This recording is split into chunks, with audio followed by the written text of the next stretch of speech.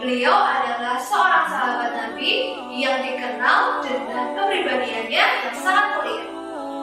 Nah, adik-adik, Abu Bakar berasal dari Bani Taim.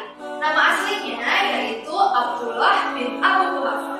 Abu Bakar lahir pada tahun 573 Masehi atau sekitar 3 tahun lebih muda dari Nabi Muhammad SAW. Sebelum masuk Islam, ia dipanggil dengan Abdul Ka'ab atau Abdul Ka'bah. Abu Bakar merupakan khalifah pertama yang memimpin umat Islam setelah Nabi wafat. Beliau juga termasuk dalam salah satu pemimpin yang memiliki akhlak yang mulia, berjiwa tenang, jujur, bijaksana, dan dermawan. Abu Bakar adalah ayah dari Aisyah, istri Nabi Muhammad SAW.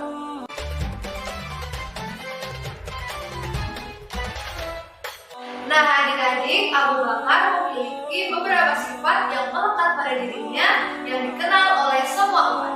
Di antaranya yaitu jujur, dermawan, dan berjiwa tenang. Berikut ini penjelasannya ya adik-adik. Perilaku terpuji yang pertama yang perlu kita teladani yaitu jujur. Suatu ketika Nabi Muhammad SAW pernah mengabarkan tentang keutamaan sahabat beliau, yaitu Abu Bakar. Tak ada seorang pun yang pernah kuajak masuk Islam yang tidak tersendat-sendat dengan begitu ragu dan berhati-hati kecuali Abu Bakar. Ia tidak menunggu-nunggu atau ragu-ragu ketika disampaikan hal ini. Sabda beliau, maksudnya ketika Nabi Muhammad SAW mengajak Abu Bakar untuk masuk Islam, Abu Bakar tidak ragu untuk menerima Islam. Hal ini pula yang menyebabkan ia digelari Asy-Syiddiq di belakang namanya. Abu Bakar memang selalu membenarkan Rasulullah SAW tanpa sedikit pun keraguan. Pada peristiwa Isra Mi'raj, Abu Bakar adalah orang pertama yang percaya dan membenarkan apa yang dialami Rasulullah SAW saat menyampaikan hal itu, tanpa ada kebimbangan di benaknya sedikit pun. Kejujuran Abu Bakar tentu dapat dijadikan sebuah keteladanan.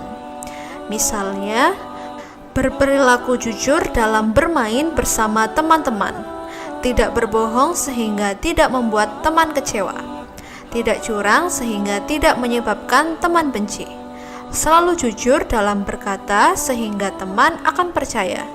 Dengan demikian, kejujuran membuat orang mempunyai banyak teman. Semua orang akan senang bergaul dan berteman dengan orang yang jujur.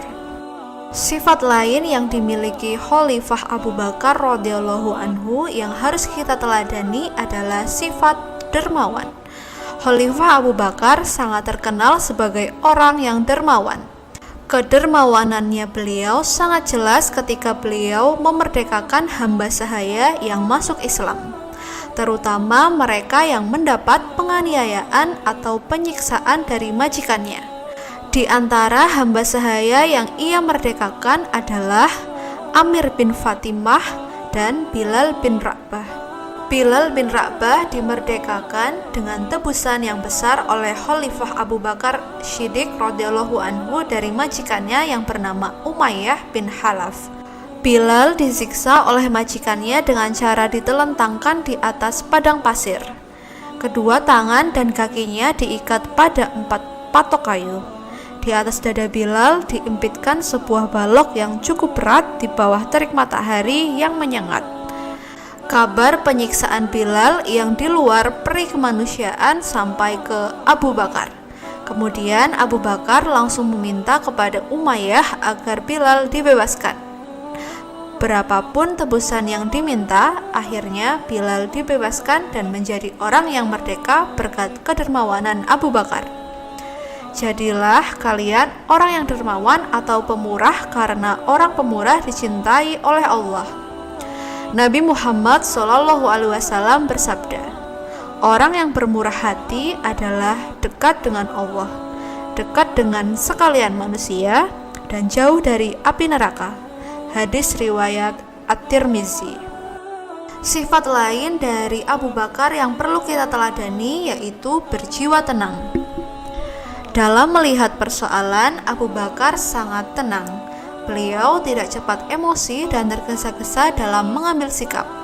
Abu Bakar selalu memperhitungkan baik dan buruknya sesuatu permasalahan. Beliau selalu mengutamakan kearifan berpikir.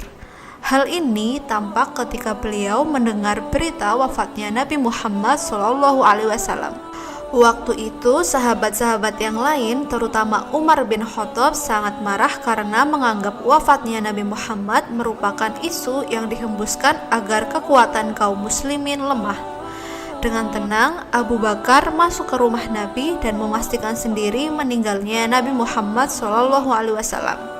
Setelah yakin Rasulullah SAW memang telah meninggal, beliau dengan ikhlas dan lapang dada memberikan penjelasan dan menyadarkan para sahabat yang lain dengan pidatonya.